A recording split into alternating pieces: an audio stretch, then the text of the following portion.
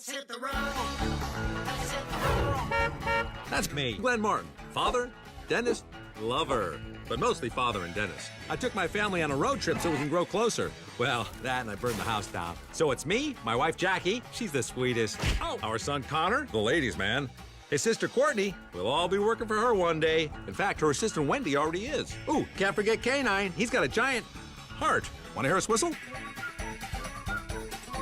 Let's hit the road. I played that full intro because I'm pretty sure no one remembers this show anyway. Please don't take that video down. Hey, I'm here instead of being in my car this time. And today I want to talk about one of Nickelodeon's forgotten masterpieces. This show is called Glenn Martin DDS, if you don't remember it. And it was for Nick at Night. Now, this show was one of those shows where, honestly, it felt misplaced. They really took a number when they decided to put this on Nick at Night. This show was made by the people who made Celebrity Deathmatch, and that was on MTV too.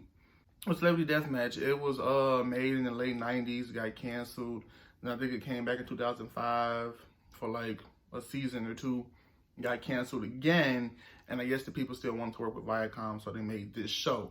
And this show was probably too PG for MTV or MTV2, so they decided to give it to Nick at Night. Now, Nick at Night has had an animation show before. They had that Bill Cosby show. And I think this is Nick at Night's fourth original series. But this show felt really out of place based on what it was supposed to be. Like, you have shows like Full House, Family Matters, Home Improvement, The George Lopez Show, Friends, all those shows. Then you just have this show to start off the whole lineup. It was an odd addition to the network. So I remember the promos for it, and I'm just like, oh, it's going to be a claymation show on Nick at Night. And it's like, I remember Celebrity Deathmatch so well, I could tell the animation style. So I'm just like, oh shit, the people who made Celebrity Deathmatch is making this show. So I wanted to watch it. So I remember when it first aired, it aired on Nickelodeon. Now I remember it airing on Nickelodeon because it aired right after SpongeBob. SpongeBob came on at 6:30, Glenn Martin DDS came on at 7. And they hadn't changed the logo from Nick at Night. They haven't changed the logo from Nickelodeon to Nick at Night yet. So I was very confused by that. I'm pretty sure they did that because they wanted kids to watch to get the views up so they could think, oh, it's a new Nick show. But in reality, it's a Nick at Night show. Doing that caused a lot of controversy with a parent. A parent, I guess, called in and complained and was mad at the fact that this show aired right after SpongeBob. And this is one of those shows where you can call a Family Guy clone, because one of my favorite YouTubers did a video about Family Guy clones and he put Brickleberry in there. And I didn't really like that or agree with it at first. Well, I still don't, because I don't know. I guess a Family Guy clone is just a show that does edgy things just to be edgy. And I hate Family Guy has came to that point where it's like that. But this show does feel like a Family Guy clone. We have the dumb husband, the housewife, the dumb son, the smart daughter, and then they don't have a third child. So what's it called? I guess the third child can be, the daughter has an assistant because she wants to grow up to be a businesswoman. And then we have a pet. And his only character trait is that he has a big anus. Yeah, like for this to air on Nickelodeon is weird, because I remember I was a part of this Nickelodeon group called I Was a Nick Kid, and I was talking about this show before, and this woman was like, oh, it was on Nickelodeon, it was on Nick at Night. I searched it, yeah, I seen this shit my goddamn self when I was 9. And if it ain't worse than that, it's a YouTube video of this shit being shown on Nicktoons. Let's hit the road. Let's hit the road. That's me, Glenn Martin. The establishment, Whitey. Maybe I should get drunk with him. I mean, do you think that would help? I love you enough to ignore that. I just wish I could show him what I was like when I was younger. But everybody's... Does my insurance cover hepatitis? Wasn't that... But this place is really coming together. You girls ain't seen nothing yet. Dora, cue the music. Like, Nicktoons Network showed any fucking thing. They showed that banned Ren and Stimpy episode that I didn't know was banned.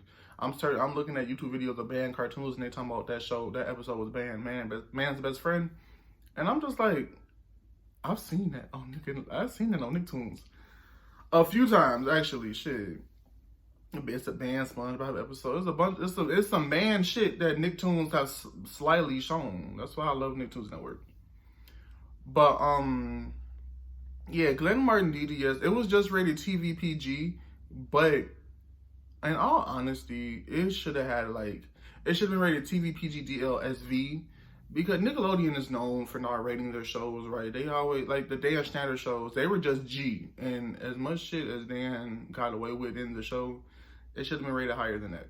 So Glenn Martin DDS, just the first episode was just showing you how this show is gonna be. This show is like, oh, we're adults, so we're finna do a bunch of stuff that you can't usually do. Here's my thing. With how raunchy this show was trying to be, it was odd for them to show this shit at 7 o'clock. But it's a reason why Nick at Night hasn't had like a new show, because it's like, I don't think no one goes to Nick at Night to watch a damn new series and shit. Motherfuckers be, the people who watching this channel probably be going to bed by 10 o'clock. So they had to try to throw this show at you as soon as possible. So the first episode, it starts off with Glenn. So the premise of the show, Glenn, he's a dentist. He's a mobile dentist. He has an RV and it's his dental shop. He's trying to fix this kid's teeth or check him or whatever the fuck. And the kid bites his finger off and he's bleeding. So yeah, that's nice. That's a nice thing for me to see as a kid. I was confused as fuck. I'm like, oh my God, what is going on here? And the Nick logo was still in the corner. Okay, I'm not angry. So then the boy swallows it. So then Glenn puts his hand down the boy's throat. And then his fist shoots out the boy's ass. And I'm like, okay, I see what this show is. This show is trying too hard to be edgy and funny when it's not. So that shit happens. And then like, this black, because I watched this shit a year ago. I don't remember the full thing, but this black doctor came in and he had a heart attack or some shit and fell out. So then Glenn says this very distasteful joke. Charge. Clear. He can't die. He always gave me advice. He was my black friend, which made me feel better about myself. Oh, come on, Rudy. Live. Now, I'm into racist joke. I love racist comedy. You know, I love dark humor. I love all that shit. But this just seems very out of place. It just seems very, very forced. The actor who said it, it just seemed forced. It didn't seem natural when he said it. So yeah, we got blood in the PG show. A racist joke. Now he goes home to his wife. So his wife is doing some shit to the roof. I don't know what the hell was going on, to the ceiling. And he was like, oh, you're supposed to have sex with me. And then she was like, oh, not today. And then he was like, look on the calendar. It says have sex with Glenn Martin. All this forced humor trying to show us what this show was trying to be. That's why, like, looking back at it, I think it was like, since the Celebrity Deathmatch people made the show, they just probably wanted to make another thing, but it was too, like, tame for MTV or MTV2. And they wanted to keep it in the Viacom family, so they gave it to Nick at Night, which was a terrible idea. So yeah, sex joke.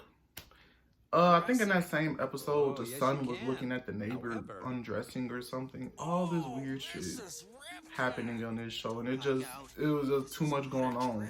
And then this show had a laugh track for some reason.